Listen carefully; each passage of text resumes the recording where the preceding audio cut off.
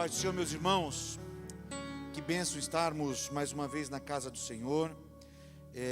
Dessa feita nós estamos voltando a fazer aqueles nossos estudos bíblicos com o pastor Júnior, às terças-feiras, dando sequência àquele estudo com as crianças, com os adolescentes, com a igreja.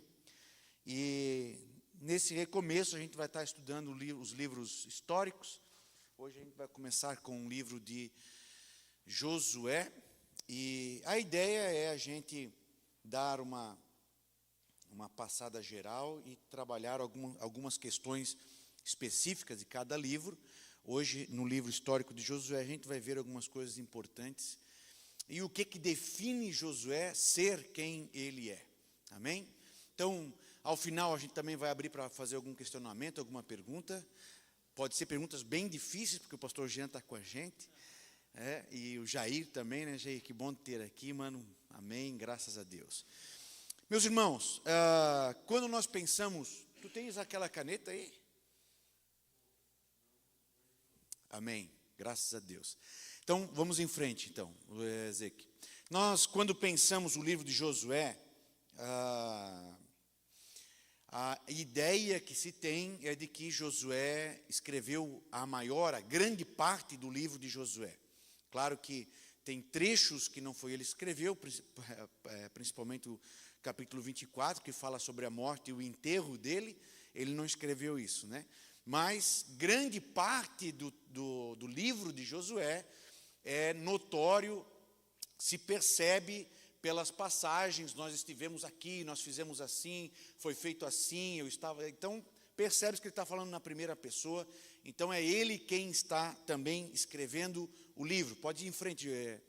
Então, a autoria do livro não se tem certeza absoluta do escritor. O que se tem são indícios de que a maioria do texto foi escrito por Josué. Josué está bem no começo, meus irmãos.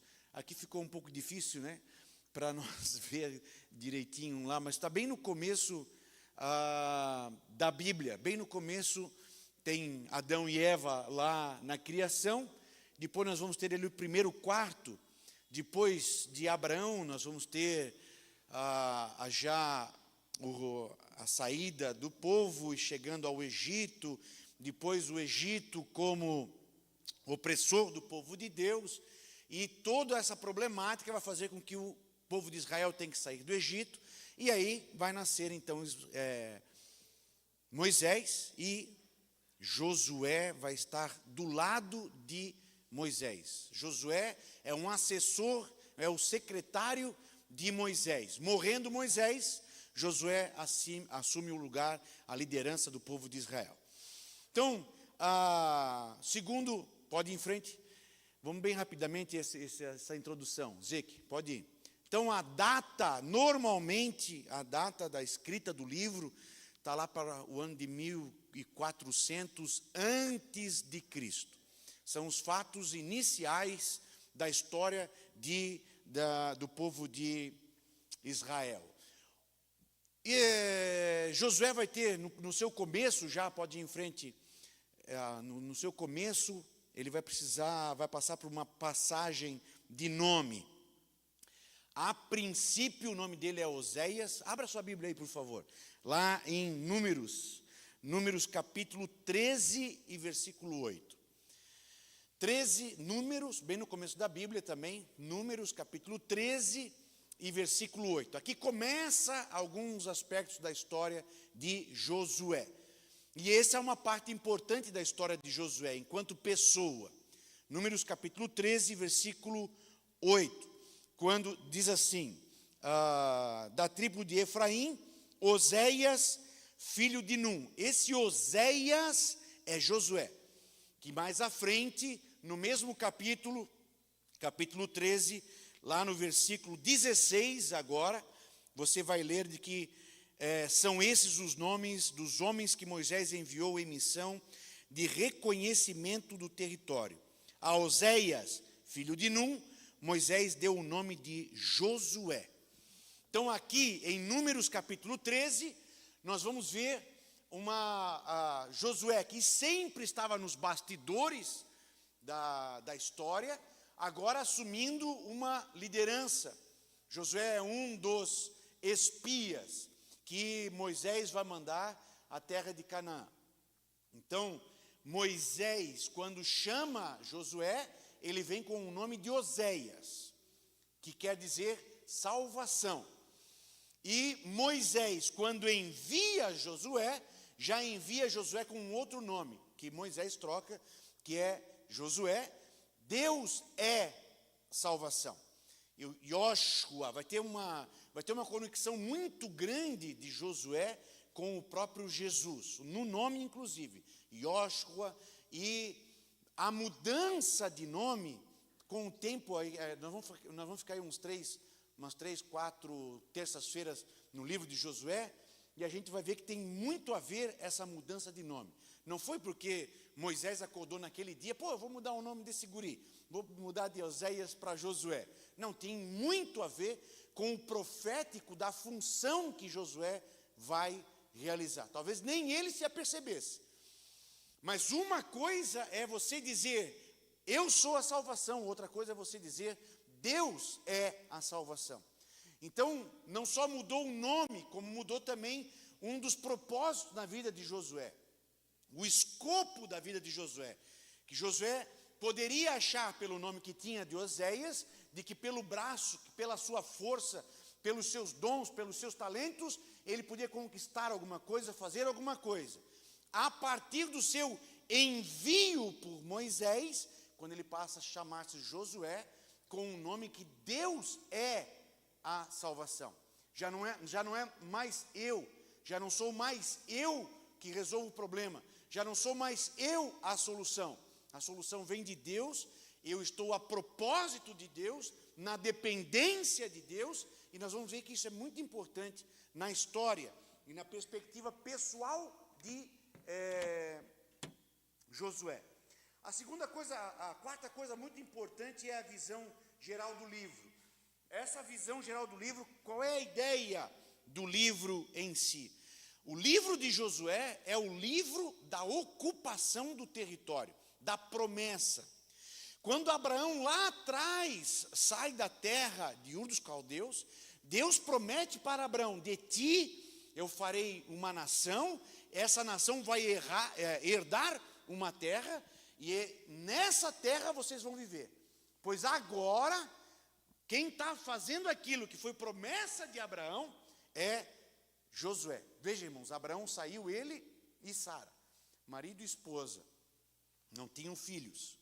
Deus vai cumprindo a promessa paulatinamente, progressivamente, e agora esse povo que saiu de um casal, que tem lá Isaac e tal, agora já é um povo, já é uma nação. Essa nação já vai então agora se encaminhar para a terra prometida. Quem vai fazer o processo de dar posse a Israel na terra prometida é Josué. Por isso que Josué é um livro muito interessante, muito importante para a nossa vida espiritual. Primeiro porque é um livro de guerra. Não era porque era uma promessa de Deus, não era porque Deus estava com o povo de Israel, que era só chegar lá e estava tudo pronto e deitar na rede. A terra estava ocupada, a terra tinha dono. Israel tinha a promessa da terra, Deus estava com ele, mas a terra estava ocupada. E agora é Josué que vai fazer as guerras necessárias para tomar posse dessa terra. Às vezes nós viemos ao culto, ou às vezes a gente lê a Bíblia, a gente vê as promessas de Deus, e normalmente a gente fica naquela meio que de que as promessas se realizam por mágica.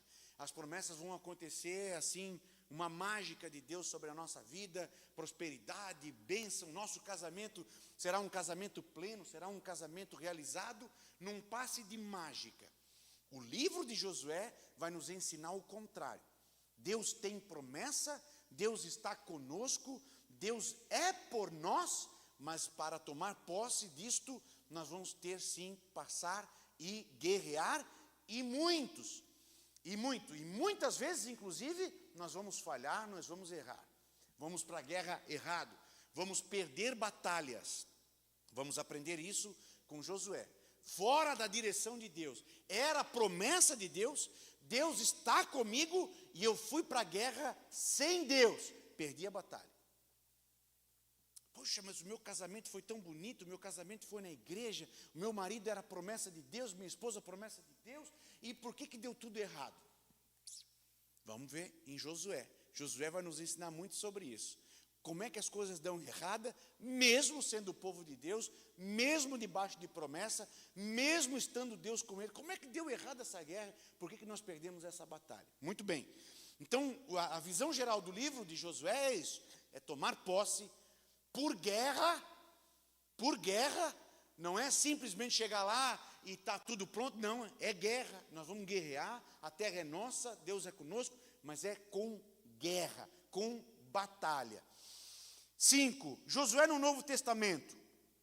Estou correndo um pouco, eu quero chegar só num ponto hoje principal, para nós aprofundar bastante. Pastor Júnior, amém?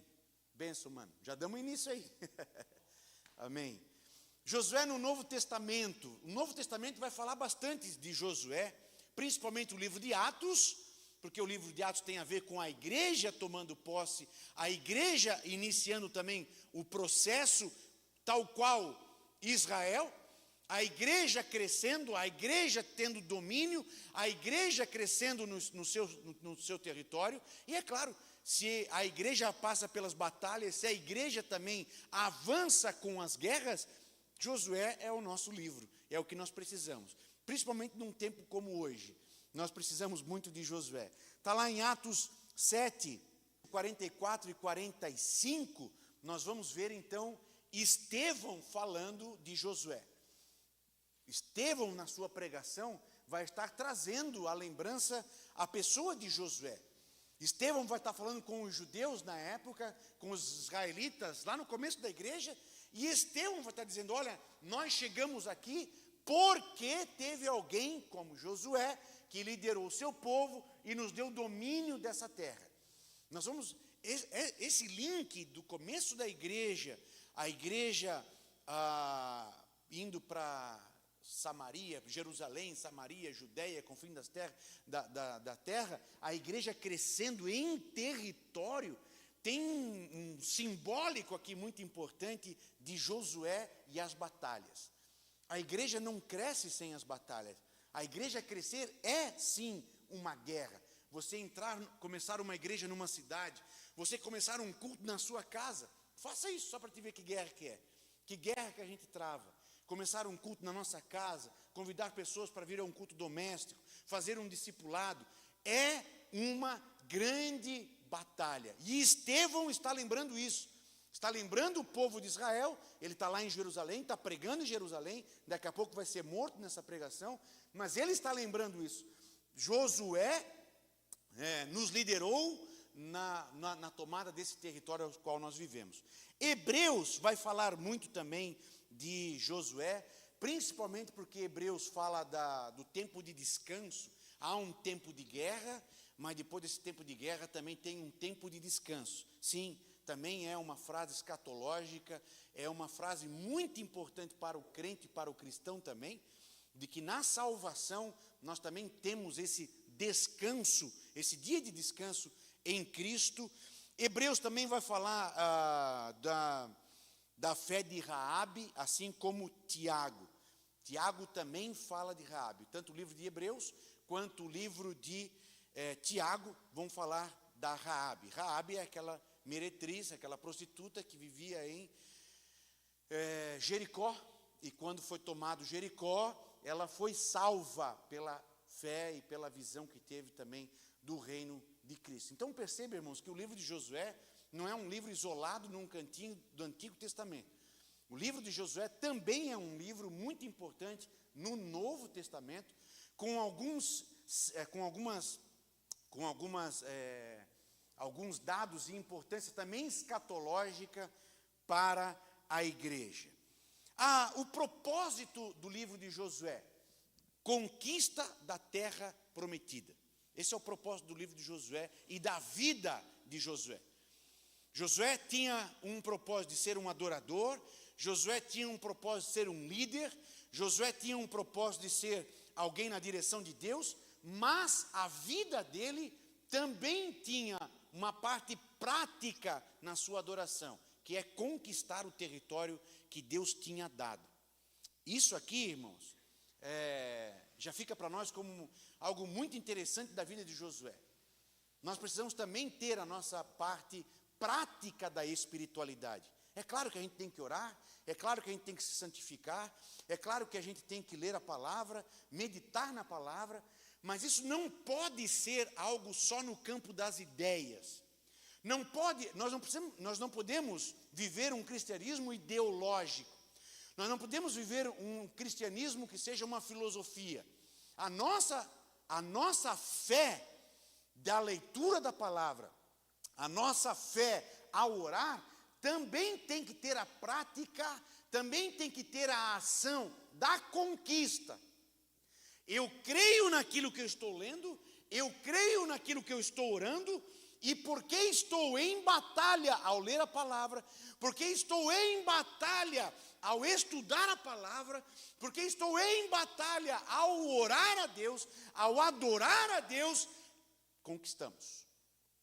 Isso Josué vai nos ensinar, e isso é uma parte muito boa para esse tempo de mimimi, para esse tempo de crentes hipersensíveis, para esse tempo de espiritualidade infantil, de que ninguém quer pegar no cabo da enxada. Josué é bem o contrário, meu irmão. Josué tem a espada de um lado e Deus na mão, e vamos em frente, vamos conquistar. Esse Deus que nos deu, esse Deus que está conosco, em Deus nós faremos proezas.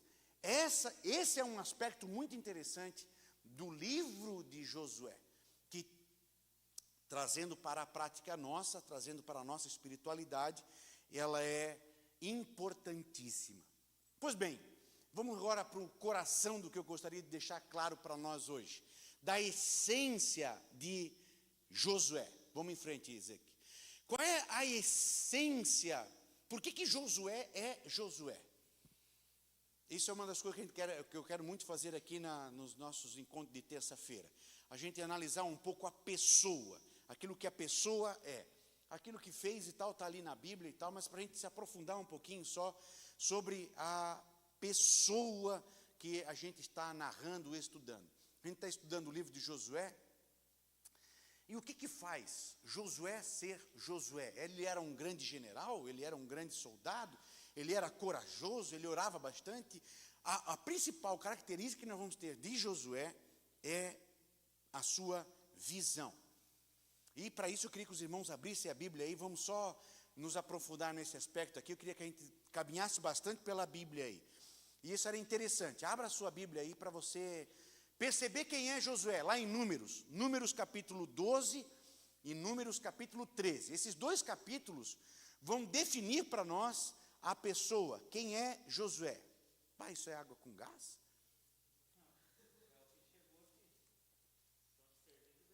É o que temos? Barbaridade, dá até vontade de parar e só tomar agora. Amém.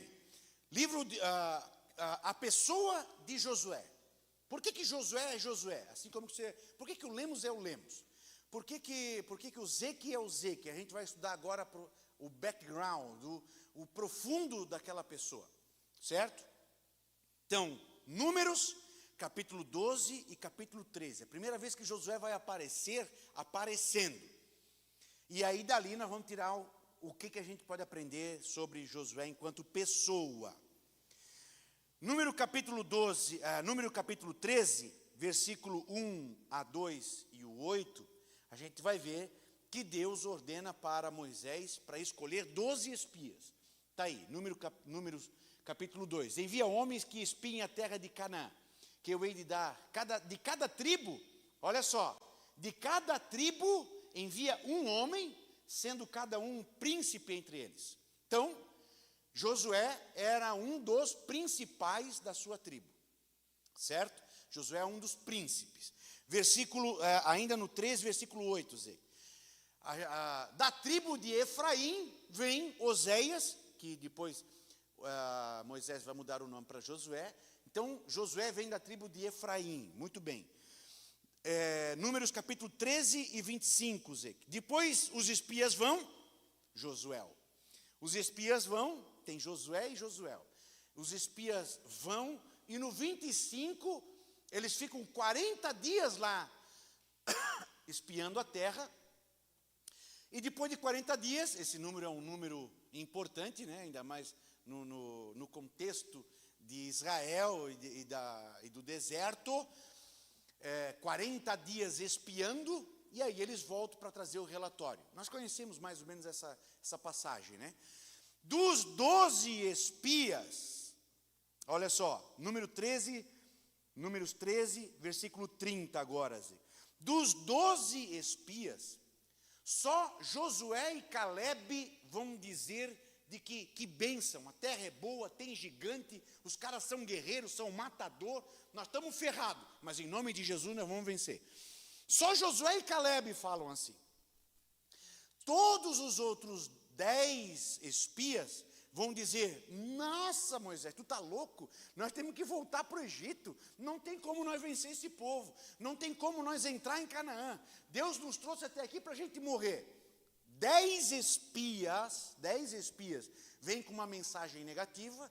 12 espias, que é Josué e Calebe, diz assim o texto: então Calebe fez calar o povo perante Moisés e disse: certamente subiremos e a possuiremos em herança, porque seguramente prevaleceremos contra ela. 31. Porém, os homens que com eles subiram disseram, os outros 10, não podemos subir contra aquele povo, porque é mais forte do que nós. 32. Olha o que os 10 vão fazer. Os 10 vão inflamar Israel. A terra pelo qual passamos a espiá-la é terra que consome os seus moradores. E todo o povo que vimos nela são homens de grande estatura, são gigantes, são bem maiores do que nós em número, em estatura, em exército. Não tem como nós vencermos esse povo. 33. Também vimos ali gigantes, filhos de Enaque, descendentes dos gigantes, e éramos aos nossos olhos como gafanhotos, e assim também éramos aos seus olhos. 10 espias vêm com essa mensagem. 2, Josué e Calebe, vêm com outra narrativa. Não, realmente tem gigante, realmente são poderosos, realmente, mas a vitória... Se lembra quando houve a troca do nome de Oséias para Josué? Os irmãos se lembram? O que dizia Oséias? Qual era o significado de Oséias? Salvação.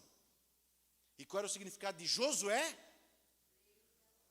Deus é a salvação. Aqui eu queria que vocês prestassem atenção num detalhe muito interessante, irmãos. 12 espias, 10 são Oséias. 10 são Oséias. 2 são Josué, que é Josué e Calebe. 10 estão achando de que a vitória sou eu que faço.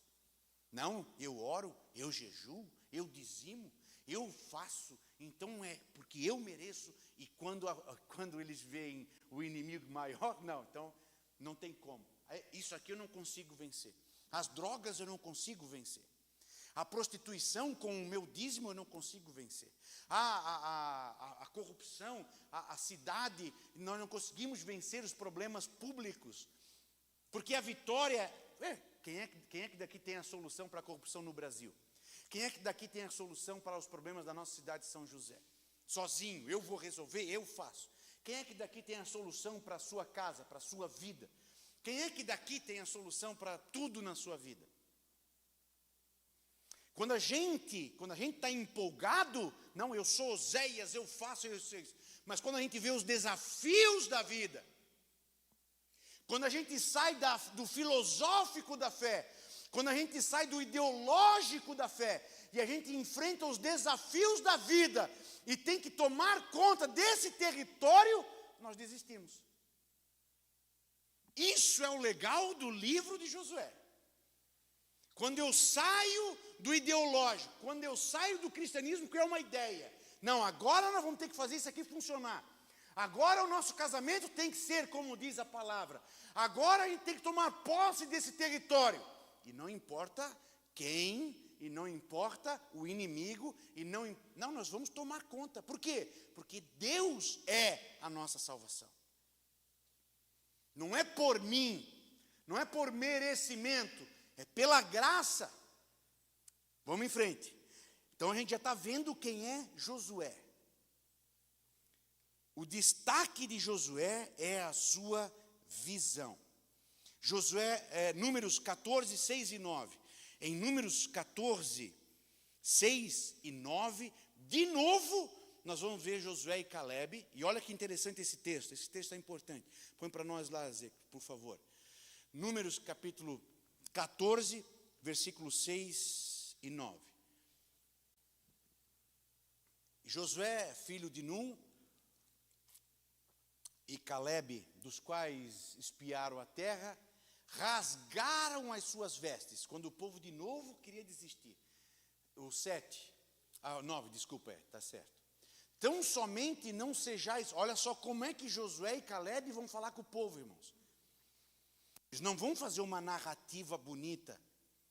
Veja que quando eles vão falar com isso, eu queria que vocês prestassem atenção, muito importante, porque assim, mas quando eu me assusto com os desafios da vida, quando eu não quero colocar em prática aquilo que eu aprendi da palavra de Deus, você não está só sendo alguém descrente, irmãos.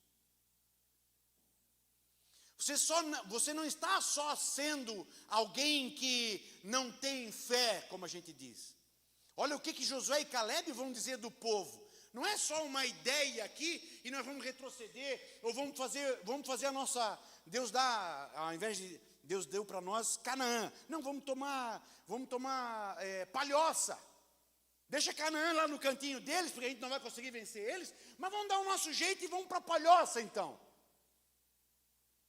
Não é só fazer uma barrigada, não é só dar uma meia volta. Josué e Caleb vão dizer assim, não sejais rebeldes contra o Senhor. Rebeldia contra o Senhor. Não temais, ó o povo dessa terra, porquanto são eles nosso pão. Retirou-se deles o seu amparo. O Senhor é conosco, não os temais. Quando eu vou fazer aquele jeitinho na minha fé, quando eu vou dar aquele jeitinho para adaptar a Escritura na minha vida, não é só questão de uma ideia, não é só questão, não, aqui eu estou fazendo do meu jeito, como eu ouço isso em casamento. E à tarde a gente fala muito sobre casamento, faz aconselhamento de casais e tal, tem coisas que a Bíblia é clara e diz como é que tem que ser no casamento. E não, mas aqui, pastor, eu aprendi assim com meu avô, eu aprendi assim com meu pai, a gente sempre fez assim, e aí dá aquela barrigada. Não sejais rebeldes contra o Senhor. Não foi o Lemos que disse para você fazer assim. Não foi o pastor Júnior que disse que era, talvez sugeriu alguma coisa. Não, foi Deus quem disse que é para ser assim. Esse é Josué. Para a gente entender de quem que nós estamos falando.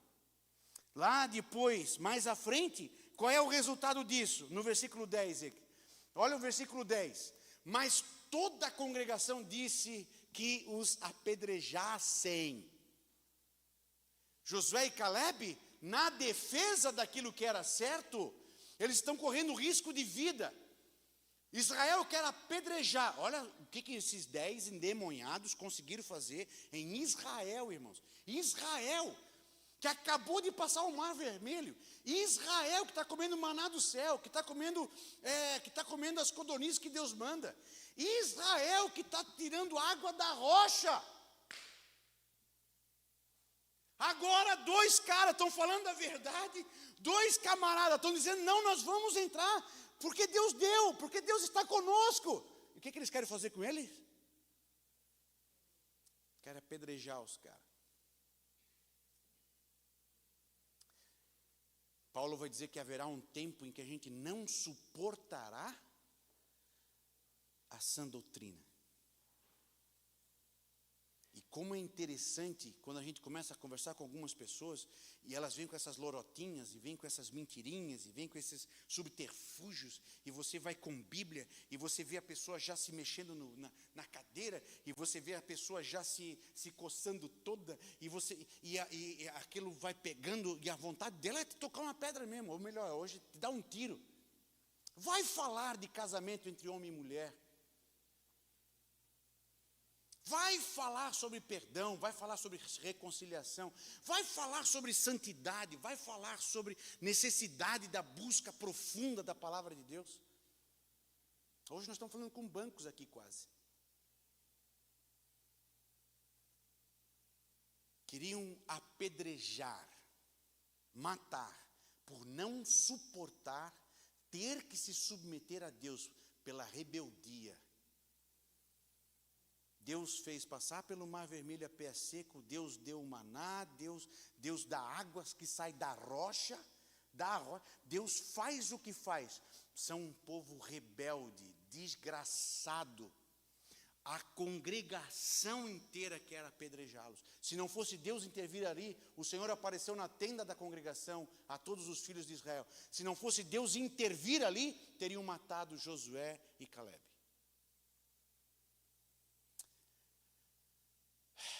Qual é a nossa postura? Olha o que está tudo acontecendo para nós tomar posse da terra, irmãos. É fácil você... Escuta isso. É uma grande batalha, mas é fácil. Perto da tomada do território, você vai fazer uma grande marcha. O que tudo já passou em Israel. Saíram do Egito, passaram pelas pragas, saíram do Egito, passaram pelo deserto, passaram por provas, passaram por um monte de coisa. Agora, na hora de tomar posse, é a grande prova da nossa fé. Você consegue entender isso? Você consegue perceber? Tem a sua dificuldade, tem o seu peso, a questão da oração, tem o seu peso, a questão da busca, a questão da gente se aprofundar na Escritura e querer praticar aquilo na nossa vida, tem o seu peso. Mas na hora em que é para praticar, na hora em que é para mim entrar em Canaã, vai ser muito, muito maior a batalha. Porque não é a marcha para a cidade prometida que é o teu testemunho. O teu testemunho é a posse da terra prometida. Você consegue entender isso ou estou indo muito rápido? Ok? Deu para perceber isso? Deu para entender? É mais ou menos assim, só para a gente poder entender pedagogicamente. Tenta imaginar você está estudando para o vestibular aí 1 ano. E você quer passar, e você quer passar, e você quer passar. Pô, você está estudando, de manhã, de tarde, de noite, de madrugada às vezes. E você vai estudando, conforme vai chegando no vestibular, você estuda mais ainda. No dia do vestibular, te vem aquela coisa, não, eu não vou conseguir. É normal isso. Não, eu não vou conseguir, não vai dar certo. Tem muitos que desistem no vestibular. Vocês acham que aquele negócio de chegar atrasado, o portão fechou, é acaso? Aquilo ali é a pessoa mesmo conspirando contra ela mesma. Vocês estão entendendo? É a pessoa conspirando contra si. E aí tem a desculpa. Não, mas eu até fui lá, cheguei lá, já tinha fechado o portão. Não deu para mim fazer o vestibular. Quando chegou na hora de tomar posse, quando chegou na hora de fazer o certo, debaixo do chuveiro a gente resolve tudo e fala, e resolve tudo. Quando chegou na hora de fazer o certo, a gente deu para trás. Toda a congregação queria apedrejá-los. E eles não mudaram a palavra. Este é Josué. Vamos em frente? Deus castiga o povo pela falta de... Qual vai ser o castigo de Deus para com o povo que fez isso? Vão ter que andar 40 anos no deserto. Por causa dessa palhaçada. Por causa dessa palhaçada de ouvir os 10 espias. Por causa dessa palhaçada da rebelião. Por causa dessa tolice de estar contra Deus. Naquele dia, irmãos, eu acho que agora... Me ajuda aí, Jeanzinho. Eu acho que não dá 1 ano da saída do Egito até ali, Acho que deu 6 ou 7 meses, uma coisa assim. 6 ou 7 meses o povo chegou, já estava em Canaã. Mas por causa dessa rebelião, Deus disse: esse povo não vai entrar em Canaã, vai morrer tudo no deserto. Só vai entrar em Canaã Josué e Caleb. E por isso eles ficam 40 anos. 40 anos. Teve um palhaço esse dia que, eita, mas Deus também é bem... Deus também não, se fosse um Uber, não funcionaria, né? Porque ficou 40 anos com o povo no deserto para chegar numa terra em que rapidinho a gente chega de carro. Não era Deus que errou, não foi Deus que errou a rota. Deus sabia a melhor rota e Deus fez a coisa certa. O problema é que o povo se rebelou contra Deus. Por causa da rebelião contra Deus, eles ficaram 40 anos rodeando aquilo que já podia ter conquistado a tempo. Ei! Quem é que está orientando você nesse rodear, fazer a coisa certa? Estou há 3 anos já ouvindo a verdade da minha vida, já estou há 5 anos ouvindo o que é certo para a minha vida, já estou um tempão ouvindo isso e não consigo entrar na minha Canaã, não consigo tomar posse da... Esse é o objetivo de Josué. Josué não está brincando, irmão. Josué não está para brincadeira. Josué quer tomar a posse. Josué quer dar posse à terra prometida. Aquilo que Deus deu para nós, aquilo que Deus prometeu a nós, nós vamos entrar nessa terra. Veja que lá no versículo 14 e 24, Zé, que põe para nós. Olha o que Deus vai dizer no 14 e 24, esse versículo eu queria que, se você tem uma caneta aí e tal, que você circulasse esse versículo na sua Bíblia, ou marcasse ele aí no seu smartphone. Esse versículo é muito bom para perceber quem é Josué. Olha só o que diz o texto: porém o meu servo Caleb, e aqui também está Josué, porquanto nele houve outro espírito, e perseveraram em seguir-me, eu o levarei à terra em que entrou, e a sua descendência possuirá a herança. E aqui, agora volta a falar, o que faz Josué ser Josué? O que faz a gente ter essa fibra em Josué? Pode ir à frente, Zeque. Enxergar as coisas por Deus. É óbvio que eu vi os gigantes, é óbvio que eu vi que eles são maiores do que nós, é óbvio que eu vi as dificuldades, mas antes de vê-los, eu vi por Deus. Antes de eu perceber, antes dele dominar e me intimidar, eu sou dominado, submisso à vontade de Deus, o que diz a palavra de Deus. Eu estou submisso ao que diz a palavra de Deus, não que os meus sentidos percebem. A essência de Josué é uma visão que enxerga por Deus. Vamos em frente. Então, esse olhar por Deus, Deus vai testemunhar. Assim como Deus testemunha de Jó, tens visto o meu servo Jó, homem santo, puro e tal. Assim como Deus testemunha de Jó, Deus aqui dá testemunho dos dois, de Josué e Caleb. E Deus diz que o olhar deles é por um outro espírito. Isso aqui é legal pra caramba. Isso aqui é muito significativo na nossa vida espiritual. Qual é o espírito com o qual eu olho as coisas?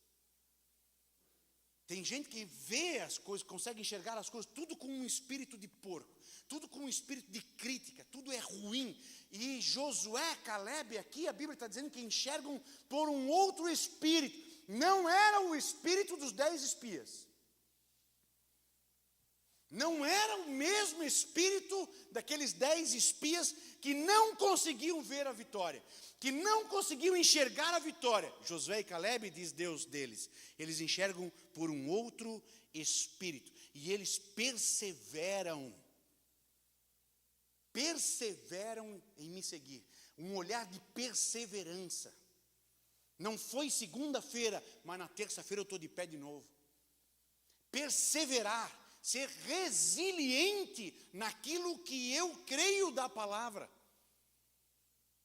Pode não ter dado certo hoje, pode não ter sido perfeito hoje, mas Deus, olha que Deus o que eu acho interessante do texto é Deus perceber isso, irmãos.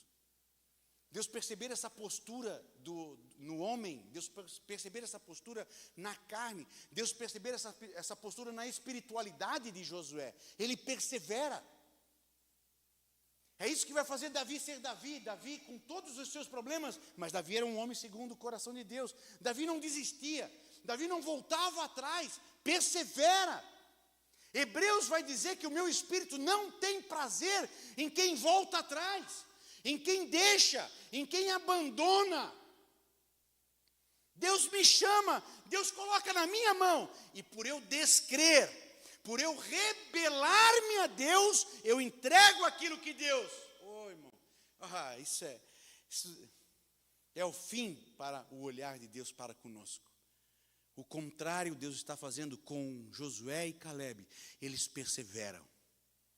Vai passar no vestibular porque persevera. Vai ter um casamento melhor porque persevera. Vai ter sim uma vida emocional fortalecida porque persevera, não desiste. Conquistar a terra, irmãos. Nós estamos falando de um general que vai conquistar a terra. Nós estamos falando de um general que vai botar o povo na terra prometida. Nós estamos falando de um pai que está batalhando, que está lutando e que persevera pela sua casa, e que persevera pela sua família, que persevera pela sua nação. E olha, não é fácil você perseverar pelo Brasil. Todo dia, irmãos, você tem 1 milhão de desculpas. Eu vou embora, vou para Marte. Não suporto mais ver notícia do STF, não suporto mais ver essa CPI do circo, não suporto mais ver as notícias dos nossos políticos fazendo pouco caso, em plena pandemia, os caras me desviar 33 milhões, não suporto mais, eu vou para Marte. Mas tem alguns que, embora tudo, persevera. E Deus valoriza isso. Escuta, irmãos, para Deus, isso aqui é muito interessante. Deus não está vendo o número. 10 contra 2.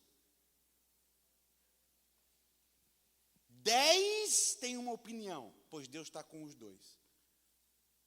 A congregação de Israel inteira, 1.600.000 pessoas, estão todas contaminadas com a opinião daqueles 10, pois Deus ficou com os 2. E só vai entrar os 2. Deus não está com a democracia do número. Deus não está na opinião da maioria. Muito cuidado, irmãos, hoje nós estamos vivendo um tempo de pandemia em que a gente está sendo pastoreado por cultos online, e a gente está procurando pastores que têm muita curtida, e estamos sendo lixo, muitas curtidas, puro lixo. Muito cuidado em seguir a opinião de uma maioria. 10 estão dizendo assim, pois Deus está com 2. Por que Deus está com 2? Porque no espírito daqueles 2, na vida daqueles 2, tem um outro espírito.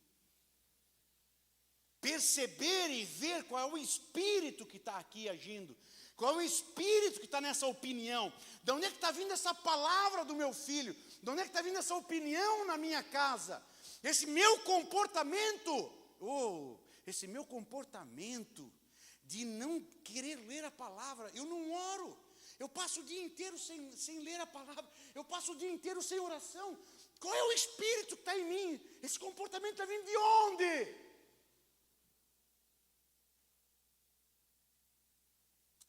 Josué e Calebe vão entrar na terra prometida porque eles têm outro espírito, porque eles perseveram e eles têm um olhar de fidelidade. Fidelidade. Palavra hoje em desuso na nossa sociedade, ser fiel, ter fidelidade. Daniel estava nem aí em ir para a cova do leão, meu irmão. Eu sou fiel a Deus. Tem que ir para a cova do leão? Eu vou. Eu gosto da oração, da frase dos jovens quando estão indo para a cova do leão. Na lata do rei, eles dizem, olha, saiba de uma coisa, rei. Tu está mandando a gente, na fornalha, eu acho, né? Quando eles estavam indo para a fornalha. Tu quer saber de uma coisa, rei? Aqui, ó, vou dizer bem claro, bem manezês mesmo. Se queres, queres. Escuta, rei, escuta. O nosso Deus que nós servimos pode nos livrar da fornalha. E se o nosso Deus não nos livrar, nós não vamos nos prostrar a essa estátua. Ponto assim. Fidelidade. Onde é que foi parar isso, né? Onde é que foi parar a questão da fidelidade? Eu não negocio a palavra de Deus. No meu tempo como vereador, no tempo da gente como pastor, no tempo da gente enquanto marido, enquanto esposa, não negocio a minha fidelidade com a Tati, não negocio a palavra de Deus na minha vida. Ah, mas se tu não fizer assim, tu vai para...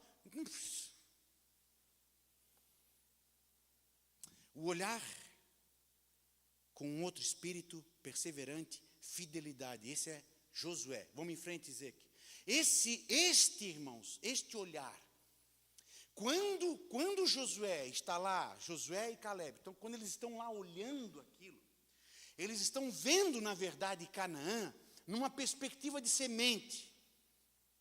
Numa perspectiva, nós já estamos encerrando, mais 10 minutinhos nós estamos encerrando. Mas isso aqui eu queria que você captasse essa mensagem aqui de Josué. Quando eles estão vendo Canaã, a Marina está fazendo alguns experimentos lá em casa, e ela está colocando aquele experimento de ciência e tal, algumas sementes no algodão com água, e aí aquela semente começa a brotar, e está lá alguns ramos bonitos lá. A gente já está quase com um pé de feijão, tem que sair de casa para a Amazônia continuar. Então, Josué e Caleb, isso é magnífico na perspectiva de Deus, quando Ele vê isso na nossa vida. Quando você olha para as coisas como uma semente. Quando você olha para as coisas como um desafio de uma semente. Você vê o fruto lá na frente. Não, Josué e Caleb estão vendo o quê? Estão vendo o gigante, estão vendo a terra, só problema. Mas eles estão vendo aquilo como uma semente. Mateus capítulo 13, versículo 3, Jesus vai dizer, e saiu o semeador a semear. Mas preste atenção, o semeador saiu, mas a semente não é do semeador. Isso aqui é extremamente profundo na nossa vida espiritual. Esse olhar de Deus, de nós entendermos a realidade como um fruto, como uma semente, e nós, então, entender aquilo que eu quero como um fruto. O que eu quero? Olha, eu estou vendo gigante. Eu estou vendo um exército dominador.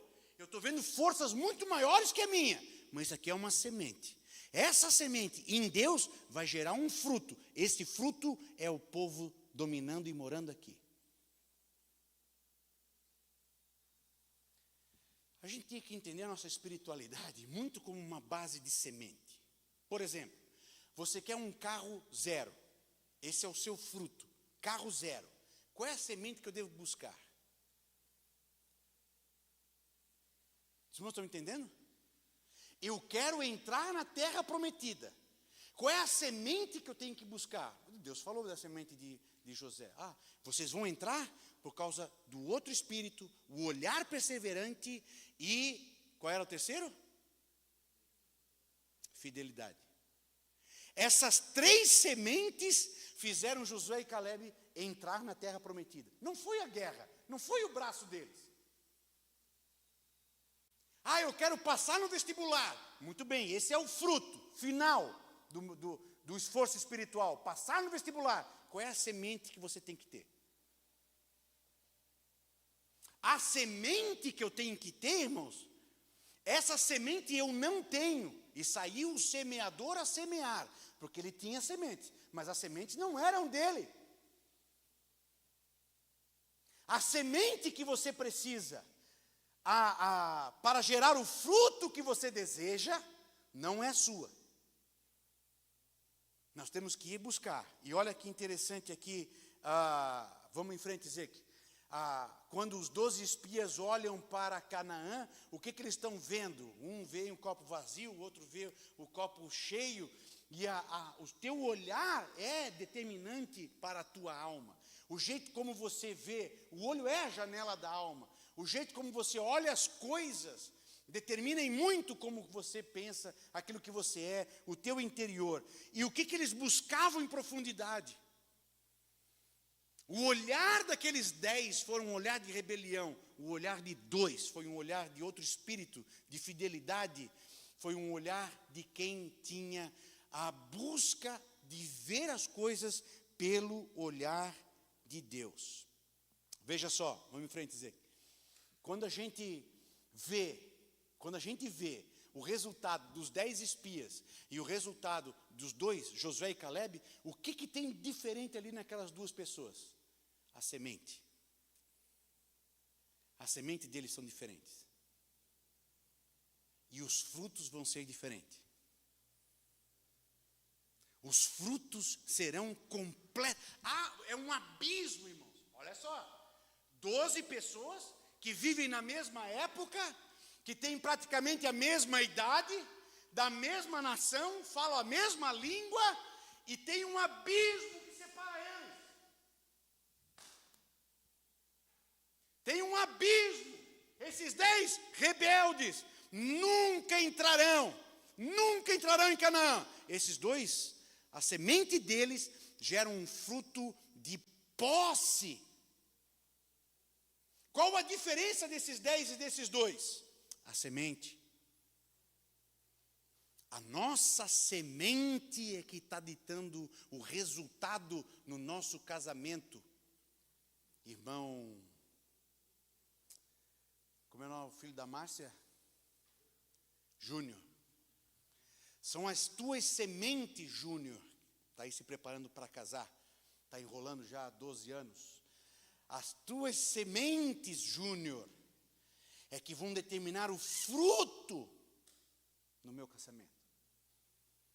A Bíblia diz que Deus não se deixa escarnecer. Aquilo que o homem semeia, ele irá colher. E aqui, a semente está determinando o futuro desses 10 e dos 2. Vamos em frente, Ezequiel.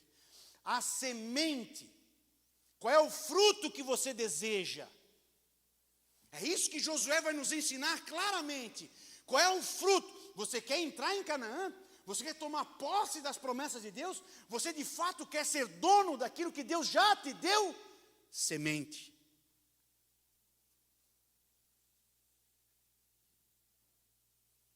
Qual é o fruto que tu queres? Às vezes nós estamos querendo semear abacaxi, estamos semeando abacaxi para querer colher melancia. Isso é uma melhor definição de loucura. Eu semeio uma coisa, desejando colher outra coisa. É o que Josué está nos ensinando aqui claramente. Vamos em frente. Olha o que diz para nós, 1 Coríntios 3 e 7. De modo que nem o que planta, de modo que nem o que planta é alguma coisa, nem o que rega. A semente é dele e é Deus que dá o crescimento. E tem uma coisa aqui muito legal, irmãos, que eu queria que a gente, já estamos terminando, o pastor Júnior já até sentou aqui na frente. Já estamos terminando, pastor. Mas tem uma coisa aqui muito interessante, irmãos, que eu queria que você guardasse aí no teu coração dessa palavra de hoje à noite. O meu Jesus e o teu Jesus vai dizer assim, ó, aquele que pede, aquele que busca e aquele que bate, recebe. O que você recebe? Essa é a pergunta que nós temos que fazer. Aquele que pede, aquele que busca e aquele que bate. Recebe o carro zero? Não. Você vai receber semente. Você vai receber a semente. essa semente, irmãos, é a guerra nossa. No receber a semente e no semear. O resto é Deus quem faz. Buscai primeiro, parafraseando aqui, buscai primeiro a semente de Deus. Deus dá o crescimento. Você, quem planta ou quem rega, não é coisa alguma. Mas se você buscou, é coisa alguma quem busca a semente. É coisa alguma quem entra na batalha pela semente.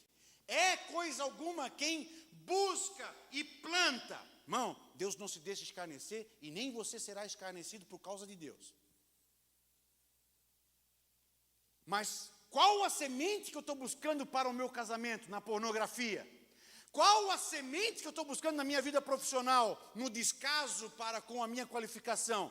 Qual a semente que eu estou buscando no querer passar no vestibular? Qual a semente que eu estou buscando no querer intimidade com Deus? É legal ler a Bíblia e ver esses grandes homens e grandes mulheres de Deus, um andando sobre as águas, o outro cruzando o Mar Vermelho, o outro fazendo grandes maravilhas. Pô, que legal! Como que eu faço isso?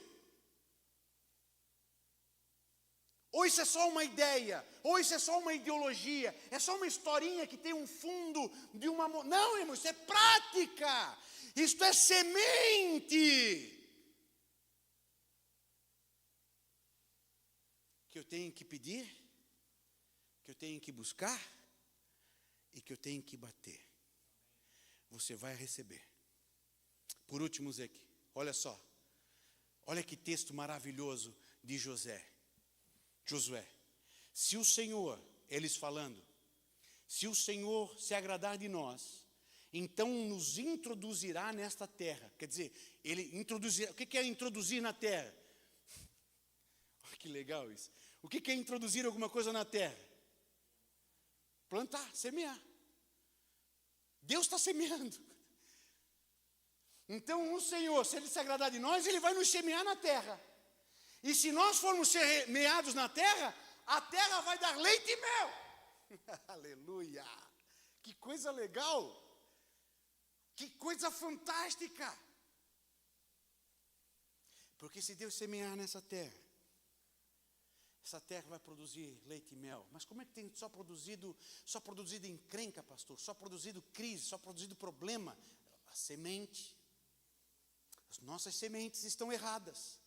Terra que mana leite e mel, tão somente não sejais rebeldes contra o Senhor, e não temais o povo dessa terra, porquanto eles são nosso pão. Retirou-se deles a sua defesa, e o Senhor está conosco. Não temais. Peça, busque, bata, receba a semente, não tenha medo, vai frutificar, e você comerá do fruto. Aleluia. Amém? Amém, meus irmãos. Pastor Júnior, graças a Deus. Aqui está o meu WhatsApp, irmãos. Nós, como a gente vai fazer, o pastor Júnior vai fazer sequenciado o estudo das terças-feiras, nós vamos fazer um grupo, não é um grupo para bom dia, boa noite, não e tal. Só eu vou enviar material. Por exemplo, aqui dessa primeira aula nossa, eu vou enviar algum texto, alguma coisa, só para nosso grupo. Então, se você quiser receber, escreva ali no WhatsApp e só coloque lá escritura. E aí nós vamos fazer um grupo nosso e eu vou estar enviando algum material, algum dado, alguma outra informação, para que a gente possa estar complementando os nossos cultos de terça-feira. Amém?